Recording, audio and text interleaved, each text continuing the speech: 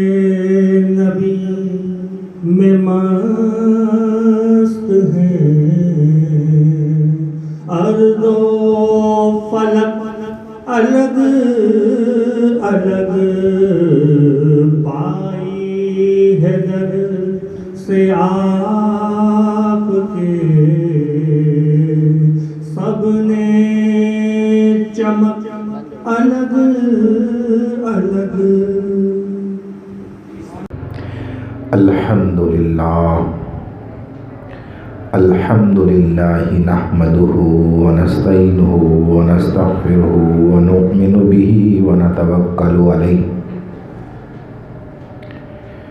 ونعوذ باللہ من شرور انفسنا ومن سیئات اعمالنا، من یہد اللہ فلا مضل لہ فلا هادي له، ونشهد أن لا إله إلا الله وحده لا شريك له، أحدا صمدا لم يلد ولم يولد ولم يكن له كفوا أحد۔ إن الدين عند الله الإسلام۔ صدق اللہ مولانا العظیم وبلغنا رسولہ النبی الکریم الامین، ونحن علی ذلک من الشاہدین والشاکرین، والحمد للہ رب العالمین۔ ان اللہ وملائکتہ یصلون علی النبی، یا ایھا الذین آمنوا صلوا علیہ وسلموا تسلیما۔ اللہم صلی علی سیدنا و مولانا محمد معدن الجود والکرم وآلہ وصحبہ وبارک وسلم۔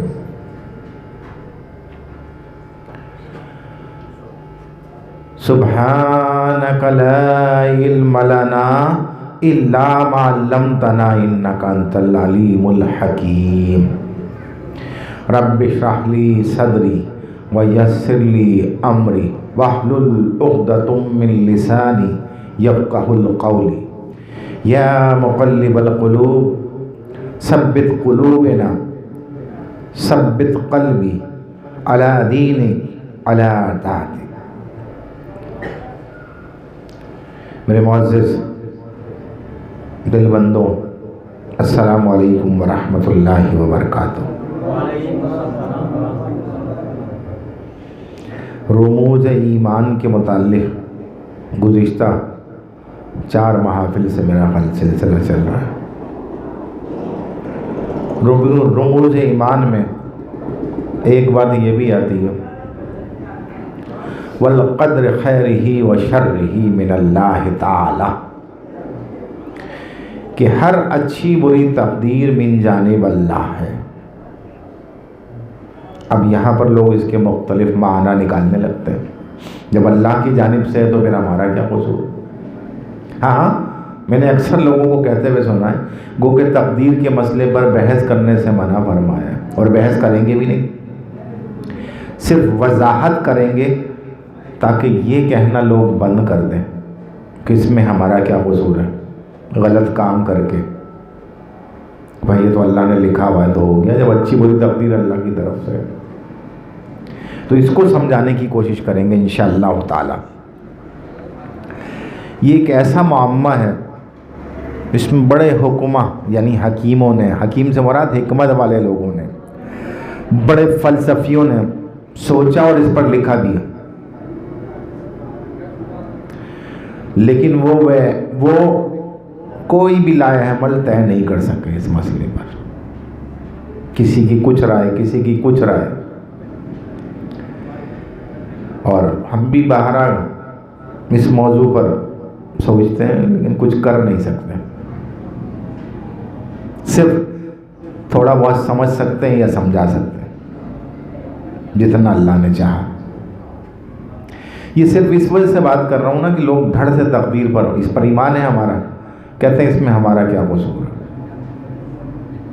اس میں تو اللہ کی مشامل، یہ تو لوح محفوظ پر لکھا ہوا ہے۔ تو اس کی وضاحت ضروری سمجھتا ہوں۔ اب ایک خیال یہ ہے کہ تقدیر صحیح اور عمل کا نتیجہ ہے. صحیح کرو یا کوئی کام کرو اس کا نتیجہ ہے. جیسے عام فہم سوچ رہا ہے ایک محنتی انسان کی تقدیر کامیابی ہے. جو محنت کرتا ہے بظاہر دیکھا جائے بولا یار بڑی محنت کی یار، دیکھو محنت کر کے کہاں سے کہاں پہنچ گئے، کامیابی ہے. اور کاہل انسان کی تقدیر ناکامی ہے. ایسا ہی ہے نا، جو کاہل الوجود ہوتا ہے وہ ناکامی ہے بظاہر. بلند ہمت منزل کو پا لیتے ہیں اور بے ہمت رہ جاتے ہیں. مثال، پتھر کی تقدیر توڑنا ہے، کسی چیز پہ بھی مارا جائے اس کو توڑ دیتی. وہ کہ اب پتھر کو بھی توڑا جانے لگا ہے مختلف ذرائع سے، لیکن عموماً پتھر کی تقدیر توڑنا ہے. اور شیشے کی تقدیر کیا ہے؟ ٹوٹنا ہے. گرے گا تو ٹوٹ جائے گا. تو پتھر کی تقدیر توڑنا اور شیشے کی تقدیر ٹوٹنا. پھولوں کی زیب دستار بننا اور کچھ پھولوں کی قبر پہ سجائے جانا، اور کچھ پھول گلے کا ہار یا صحرا بنتے ہیں. اور شبنم کی تقدیر گر نہیں ہے. سمجھ رہے ہیں؟ لیکن اگر اس پہ مزید سوچا جائے، یہ تو حقیقت سی نظر آ رہی ہے نا سامنے، مزید سوچا جائے کہ انسان کے ارد گرد 3 قسم کے لوگ ہیں، یعنی 3 قسم کے دائرے ہیں. انسان کے اطراف میں 3 قسم کے دائرے ہیں. جیسے ایک چھوٹا دائرہ اور 2 بڑے دائرے. پہلے کا تعلق صحیح اور عمل سے ہے، یعنی وہ دائرہ صحیح اور عمل کا کہلائے گا. مثلا علم کے لیے محنت تو کرنی پڑے گی، صحت کے لیے ورزش کرتے ہیں لوگ، اور منزل کے لیے سفر کرتے ہیں لوگ. جب منزل پر پہنچنا ہو، اگر کوئی شخص یہاں بیٹھا ہوا ہے اور وہ چاہے کہ میں لیاقت آباد چلا جاؤں، تو لیاقت آباد کا تو سفر کرنا پڑے گا نا. جو بھی سفر کے ذرائع ہیں، چاہے پیدل جائے، چاہے بائک پر جائے یا گاڑی میں جائے، غرض کسی طریقے سے بھی جائے تو اس کے لیے سفر کرنا پڑے گا. اللہ اکبر. اور ان سب کو اسباب کہا جاتا ہے. اسباب پیدا کیے بغیر تو نتیجہ اخذ نہیں کیا جا سکتا نا، لیکن لوگ کرنے کی کوشش کرتے ہیں کیونکہ دنیا دارالاسباب ہے، سبب سے سارے کام ہوتے ہیں. اچھا، اب جن اسباب کی ضرورت ہوتی ہے وہ ہمارے اطراف میں موجود ہوتے ہیں. پینے کے لیے پانی موجود ہے، جو کہ مشکل سے مل رہا ہے آج کل. گیس مشکل ہو گئی ہے، لیکن ہے. اس کا نعم البدل بھی ہے، دیگر ذرائع سے ہم آگ کے ذریعے کھانا وغیرہ پکا سکتے ہیں. ایسا ہے نا. اللہ اکبر. اب جیسے کھیت میں کھیتی باڑی کرنے کے لیے ہل ضروری ہے، کنویں کی کھدائی کے لیے کدال یا وہ آلہ جس سے کنواں کھودا جاتا ہے اس کی ضرورت ہے. یہ اس وجہ سے بتا رہا ہوں تاکہ ہمیں چیزیں سمجھ میں آئیں. ہم تقدیر کو اس طرح سے نہ لے کے بیٹھ جائیں کہ ہمارا کیا قصور ہے. تو جس کو زمین سے پانی نکالنا ہوتا ہے تو وہ کنویں کھودنے کے اسباب پیدا کرتا ہے. کھڑا ہو کے یہ نہیں کہتا کنواں کھود جائے، کنواں کھود جائے گا تو پانی نکلے گا. تو کھودنے کے اسباب تو پیدا کرنا پڑیں گے نا. کہنا نہیں تقدیر میں لکھا ہوگا تو کھود جائے گا، نہیں لکھا ہوگا تو نہیں کھودے گا. مثال کی بات سمجھا رہا ہوں. تو اسباب کی ضرورت ہے. جیسے روٹی کھانے کے لیے انسان ہاتھ کا استعمال کرتا ہے، چاہے اپنے ہاتھ سے کھائے دوسرے کے ہاتھ سے کھائے. اور لڑنے کے لیے جنگ کے لیے معاملات، تلوار، تیر، تفنگ، اسلحہ، ہر چیز کی ضرورت ہوتی ہے. اب کوئی شخص ایسے ہی چلا جائے میدان جنگ میں لڑنے کے لیے بغیر اسباب کے، تو کیا یہ حماقت نہیں ہوگی؟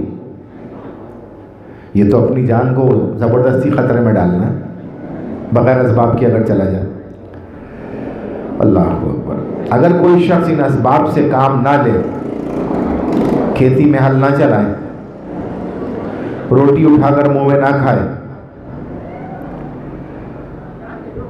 تو اللہ تبارک و تعالیٰ اس کی قطعاً مدد نہیں کرے گا. کیونکہ اللہ کہے گا میں نے اسباب کے ساتھ تم کو بھیجا ہے، تو تم اسباب پیدا کیوں نہیں کرتے؟ ایسے ہی ہوگا نا. کام کرنے والے کی تقدیر کاہل سے اور شریف کی شریر سے مختلف ہوتی ہے. ایسے ہی ہے نا؟ نہیں ہے؟ ایسے ہی ہوتی ہے. یہ بھی ممکن ہے کہ ہم محنت کریں لیکن نتیجہ حسب منشا نہ نکلے. ایسا بھی ہوتا ہے، نتیجہ حسب منشا نہ نکلے. اس صورت میں مزید محنت کرنی چاہیے کہ ہم نے جو کام کیا ہے یہ اس کے مطابق نہیں تھا، ہم جو نتیجہ چاہ رہے ہیں، تو ہمیں اپنے کام کو اس کے مطابق بنانا چاہیے. دیکھیں اللہ قرآن مجید فرقان حمید میں ارشاد فرماتا ہے. بہت سے لوگ آگے شکایت کرتے ہیں یا ایھا الذین آمنوا استعینوا بالصبر والصلاۃ، اے ایمان والو جو ایمان لے آئے مدد لو نماز سے اور صبر سے. کہا ہم نماز تو پڑھتے ہیں لیکن نماز کا کیا کرائیٹیریا ہے؟ ان الصلاۃ تنہا عن الفحشاء والمنکر، ان الصلاۃ کانت علی المؤمنین کتابا موقوتا. اسی طرح حدیث ہے الصلاۃ عماد الدین، یعنی نماز برائی اور بے حیائی سے روکتی ہے. تو کیا آپ وہ والی نماز پڑھ رہے ہو جس کے ذریعے آپ جھوٹ سے، غیبت سے، چغلی سے، چوری سے، بد کلامی سے، ناپ تول میں کمی سے بچ رہے ہو؟ تبھی تو وہ کام آئے گی، پھر تبھی تو مدد ملے گی اس سے. جب وہ ویسی نماز نہیں ہوگی تو پھر تمہارا صبر بھی بیکار ہوگا. جب ویسی نماز ادا کر کے صبر سے کام لوگے تو ان اللہ مع الصابرین. کیونکہ نماز بھی وقت کے ساتھ مقید کی گئی ہے، تو وقت کی پابندی کا بھی خیال کرو گے تو وہ نماز تمہاری مدد کرے گی. اور پھر وہ دین کا ایک پلر ہے، تو دین کی بنیادیں نہیں ہلاؤ گے، پلر نہیں ہلاؤ گے تو تمہاری مدد کرے گی. لیکن تم اس طرح سے اس کا کام نہیں کرتے تو پھر اس طرح تمہاری مدد بھی نہیں ہوگی. سمجھ رہے ہیں میری بات جو میں سمجھانا چاہ رہا ہوں؟ اللہ اکبر. اچھا، مزید محنت کریں گے تو پھر تقدیر بدل جائے گی انشاءاللہ، بالکل بدلے گی. اللہ اکبر. اب ہر عمل کی بے شمار تقدیریں ہوتی ہیں. یہ سن کر بھی حیران ہو جائیں گے. ہر عمل کی بے شمار تقدیریں ہوتی ہیں. کیوں؟ پڑھائی ہے نا. 10 سال تک پڑھو گے تو میٹرک کرو گے، 12 سال تک پڑھو گے تو انٹر ہو جاؤ گے. پڑھائی ہے سارا. لیکن 10 پہ آ کے روک گئے تو آگے تھوڑی پڑھو گے. 14 کلاس پڑھو گے گریجویٹ ہو جاؤ گے، 16 کلاس پڑھو گے ایم اے ہو جاؤ گے، اس سے آگے 6 سال پڑھو گے تو ڈاکٹر بن جاؤ گے. مثال کے طور پر بتا رہا ہوں. تو ہے وہی پڑھائی کا عمل. تو اب اس میں محنت کے اعتبار سے، آگے بڑھنے کے اعتبار سے تقدیر مختلف ہے. بے شمار ہے تقدیر اس اعتبار سے. ایسا ہی ہے نا. کوئی پہلی منزل تک چڑھے گا تو پہلی پہ ہی رہ جائے گا، لیکن دوسری پہ چڑھے گا تو پھر دوسری پہ پہنچ جائے گا، پھر تیسری پہ چڑھے گا تو تیسری پہ پہنچ جائے گا. ورنہ پہلی پہ کھڑا ہو گیا تو پھر دوسری تیسری کا سوال ہی نہیں ہے. تو یہیں پہ معاملہ ہو گیا اس کا. تو اصل چیز یہ ہے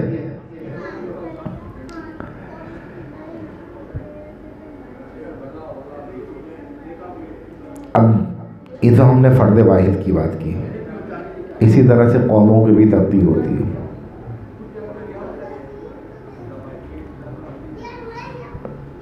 جنگ عظیم کے بعد ہیروشیما ناگاساکی جاپان میں جو بم گرائے گئے تھے، تو پوری قوم نے مل کے محنت کر کے آج جاپان کو کہاں پہنچا دی. محنت کی نا سب نے مل کے. تو اسی طرح اگر وہ بیٹھ جاتے، مصائب و آلام کا شکار تھے، لیکن انہوں نے ایک قانون اپنایا اور اس کے تحت ترقی کرتے چلے گئے. آج ترقی کے مدارج پر فائز ہے دنیا میں. دین کی ترقی تو ایمان سے ہوتی ہے. دنیا میں وہ قائم ہے تو اقوام من حیث القوم انہوں نے یہ کام کیا. بٹے تقسیم نہیں ہوئے، ایک کاز لے کے چلے. آج پوری دنیا میں ان کا سامان مانا جاتا ہے، ترقی پوری دنیا میں ہے ان کی. ایسا ہی ہے نا.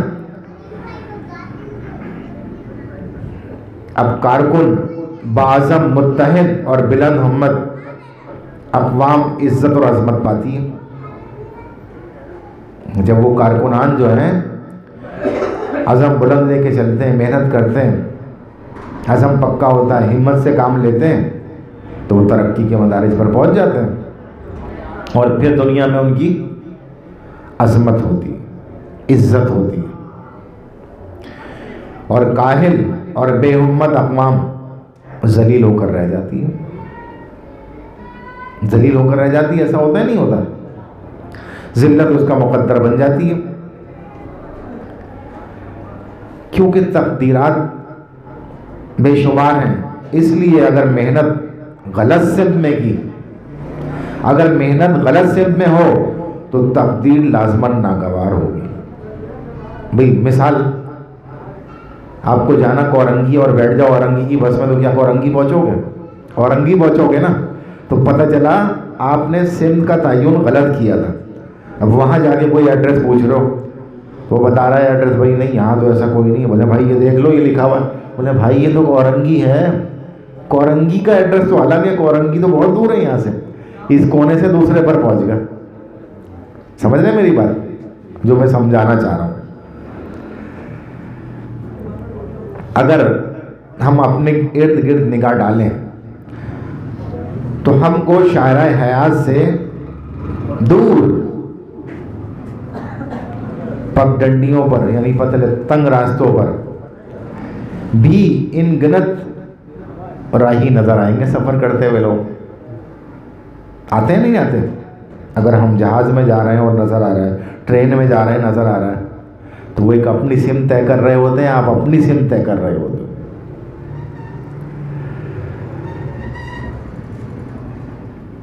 جو لاکھ تک و دو کریں منزل تک نہیں پہنچ سکتے، کیونکہ وہ تو پگڈنڈی میں سفر کر رہے ہیں نا. جتنی بھی کوشش کر لیں سمت کا صحیح تعین نہیں کیا. انہی میں سے ایک شخص نکلتا ہے اپنے عزائم لے کے اور وہ مین شاہراہ پہ آ جاتا ہے پگڈنڈی کے بجائے، اور مین شاہراہ سے وہ اس مقام تک پہنچ جاتا ہے جہاں اس کے مقصد کا حصول ہوتا ہے. وہ اپنا مقصد پا لیتا ہے. آئس کریم والے کی دکان پہ لائن لگاؤ گے اور جب نمبر آئے گا اس سے کہو گے 10 روٹیاں دینا. وہ بولے کیا ہو گیا بھائی، روٹیاں تھوڑی ملتی ہیں، آئس کریم ملتی ہے. اب آدمی کوئی سر پکڑ لے رہے میری تو تقدیر ہی ایسا ہی ہے. تو بھائی راستہ تو آپ نے غلط اختیار کیا نا. جب روٹی لینی تھی تو روٹی والے کی دکان پہ کھڑا ہونا چاہیے تھا. تو پھر جب تمہارا نمبر آتا تو تمہیں روٹی ملتی وہاں سے. یہ مثال اس دے کے سمجھا رہا ہوں تاکہ آسانی سے بات سمجھ میں آ جائے. کیونکہ ان کی کوشش غلط سمت میں، تو اس وجہ سے آج دیکھیں یورپ کا المیہ یہی ہے کفار کا، کہ وہ کوشش تو بہت کر رہے ہیں لیکن تعمیری نہیں تقریبی کر رہے ہیں. تعمیری نہیں تقریبی کر رہے ہیں. ایک سوئی کپڑا سینے کے لیے ہوتی ہے، اس کے بنانے کا مقصد تو صحیح ہے، لیکن ایک کسی کو چبا دو تو نقصان ہے نا اس سے. تو پتہ چلا ایک چیز ہے اس کا صحیح استعمال بھی اور غلط بھی ہے. غلط استعمال کرو گے تو یقیناً نقصان اٹھاؤ گے. تو آج وہ تعمیر کے لیے نہیں تقریب کے لیے کر رہے ہیں اور ناکام ہیں آج تک اور رہیں گے ناکام.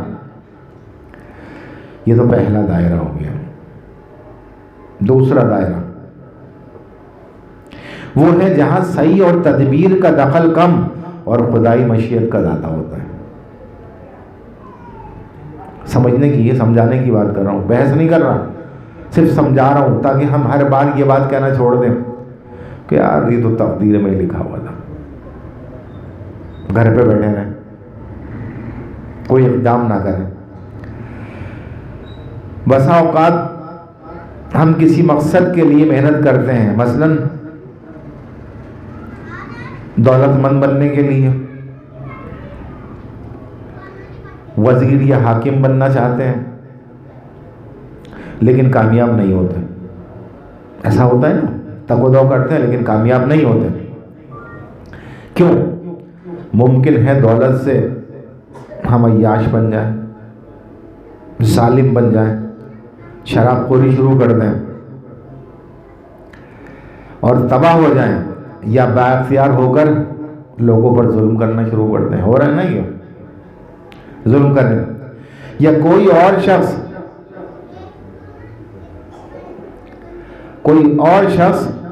ہم سے زیادہ وزارت کا اہل ہو اور ہماری تقدیر سے اللہ پاک کے عدل میں فرق آتا ہے. ایسا بھی ممکن ہے، انصاف پر، عدل پر لفظ آتا ہو تو ایسا بھی ہوتا ہے. چونکہ وہ رب سراپا رحمت ہے، اس لیے اس کا کوئی فیصلہ غلط اور ضرر رسا نہیں ہوتا، تکلیف پہنچانے والا نہیں ہوتا. حدیث میں وارد ہے،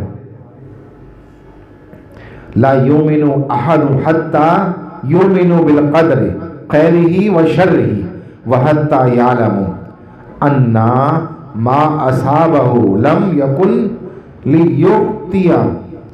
لیُخطئہ وان ما اخطأہ لم یکن لیصیبہ. کوئی شخص اس وقت تک مومن نہیں ہو سکتا جب تک وہ اس حقیقت پر ایمان نہ لائے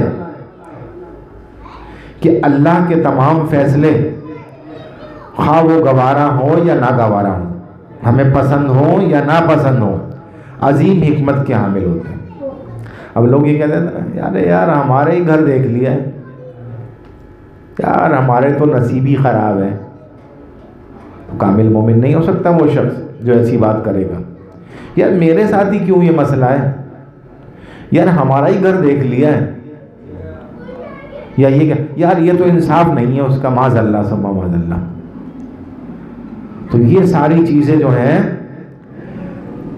پھر مومن نہیں بن سکتا آدمی، اس کے خلاف ہیں. اور جو چیز اس کے نصیب میں ہے اسے مل کر رہے گی، اور جو نہیں وہ ہرگز نہیں ملے گی. یہ بات ہمیں سمجھنی چاہیے. اپنا آدمی اپنے شر سے معاملات اپنے بگاڑتا رہتا ہے، ان قریب وہ اپنی قبر کو جا لے گا. یہ تو دوسرا دائرہ ہو گیا. 3 دائروں کی بات کی تھی نا، ایک چھوٹا ایک بڑا ہو گیا، تیسرا بڑا دائرہ. اس کی تیسری قسم وہ ہے جب خدائی حکمت اور مصلحت کے تحت ظہور پذیر ہوتی ہے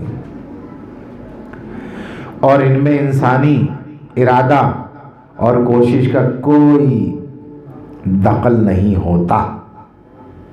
اب اس سے مراد کیا ہوگی؟ مثلا مثال کے طور پر کیا؟ زلزلے، سیلاب، بجلی کا گرنا، حادثے، وبائی امراض اور موت.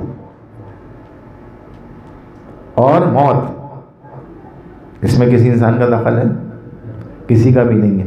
زلزلہ آئے تو دخل ہے، زلزلے کے بعد تو بتا دیتے ہیں، پہلے نہیں بتا سکتے کہ زلزلہ آنے والا ہے. اس کا تدارک بھی، سیلاب آئے گا تو اسے روک نہیں سکتے، بند تو باندھتے ہیں لیکن روک نہیں سکتے، وہ توڑتا ہوا نکل جاتا. انسان اسی حد تک اپنے اعمال کا جواب دہ ہے، یہ بات یاد رکھو، جہاں تک اس کا اختیار، ارادہ، اختیار اور ارادہ کام کرتا ہے. لا یکلف اللہ نفسا الا وسعہا، اس کی بساط سے زیادہ بوجھ نہیں ڈالا جاتا کسی پر. لیکن لوگ زبردستی اپنے اوپر بوجھ ڈال لیتے ہیں جو کہ اللہ نے نہیں ڈالا، اور اپنے آپ کو ہلاکان اور پریشان کرتے ہیں۔ ایسا ہی ہوتا ہے نا۔ اب یہی وہ دائرہ ہے جہاں وہ اپنی تقدیر کا خود معمار ہوتا ہے۔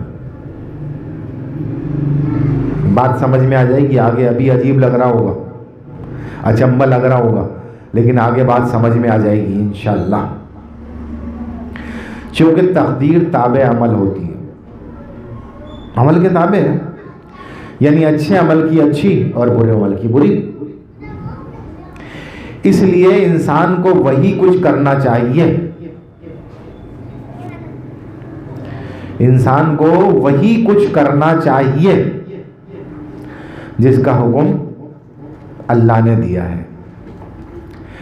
پیرو قرآن کی تقدیر کبھی بری نہیں ہوتی۔ سمجھ رہے میری بات؟ نہیں سمجھ رہے؟ ایک بات بتاؤں آپ کو، 3 چیزیں ہیں۔ ایک حسن ہے، خوبصورتی، جس کو کہتے ہیں بیوٹی انگلش میں، ہے نا؟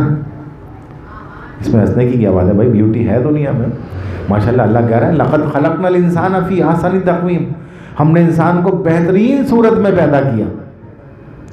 لقد خلقنا الانسان فی احسن تقویم، ہم نے انسان کو بہترین صورت میں تخلیق کیا، تو خوبصورتی تو ہے نا۔ اور دوسری مخلوق انسان کو دیکھ کے بڑی حیرت کرتی ہیں کہ یہ کیسی مخلوق ہے کہ وہ بیان نہیں کر سکتے، اور یہی وجہ ہے کہ بڑی سے بڑی چیز پر کمن ڈال لیتا ہے آدمی۔ ہاتھی کتنا بڑا ہے، اس کو اپنے قابو میں کر لیتا ہے، شیر تک کو قابو میں کر لیتا ہے۔ لیکن خوبصورتی کی بنیاد پر کسی شخص کو اگر ملک کا وزیر اعظم بنا دیا جائے تو کیا یہ بات درست ہوگی؟ نہیں۔ خوبصورتی کی بنیاد پر کوئی شخص کہے یار میں اس سے اپنا آپریشن کراؤں گا، تو کیا یہ بات درست ہوگی؟ ہرگز نہیں ہوگی۔ بولا بھائی کیا کر رہے ہو یار، تو آپریشن کیا کرے گا، اس کو تو آتے ڈاکٹر تھوڑی ہے کوئی، اس سے کیسے آپریشن کروا لیں؟ ہرگز نہیں کروائے گا۔ یہ سمجھا رہا ہوں، آپ سمجھو جو بات میں سمجھا رہا ہوں۔ تقدیر کی جیسے بات کرتے ہیں نا، تو نہیں کروائے گا آدمی، بولے نہیں نہیں نہیں نہیں، تو یہاں پر عقل استعمال ہو رہی ہے، سمجھ گئے؟ پھر دوسری چیز آتی ہے کوالٹی، خاصیت، فن کی مہارت۔ لقد کرمنا بنی آدم، بنی آدم کو ہم نے کرامات عطا فرمائی۔ یعنی انسان کو تب اگر آپریشن کرانے کی ضرورت پڑے گی تو ڈاکٹر کے پاس جاؤ گے، اس کی صورت نہیں دیکھو گے، اس کا ہنر اور فن دیکھو گے۔ بلڈنگ بنانے کی ضرورت ہے تو بلڈنگ بنانے والے ماہر کے پاس جاؤ گے، یہ نہیں دیکھو گے یار یہ تو ایسا دکھتا ہے ویسا دکھتا ہے۔ آ گئی نا کوالٹی؟ لیکن یہ کوالٹی ایک لمٹ تک ہے، ایک لمٹ تک ہے یہ کوالٹی۔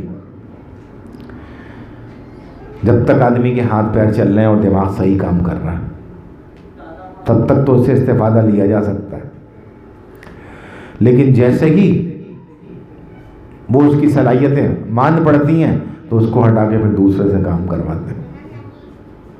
ایسا ہی ہے نا بھائی؟ تو پتہ چلا یہ بھی کمپلیٹ نہیں ہے، صفت ہے، خاصیت ہے، لیکن ایک مدت، ایک وقت تک ہے۔ تیسری بات آتی ہے ریالٹی، جس کو حقیقت کہا جاتا ہے، اور حقیقت میں تغیر نہیں ہوتا، یہ بات یاد رکھیے گا۔ اب حقیقت کیا ہے کہ جو بھی مخلوق جس حیت پر پیدا ہوتی ہے اس میں اس کا عمل نہیں ہوتا۔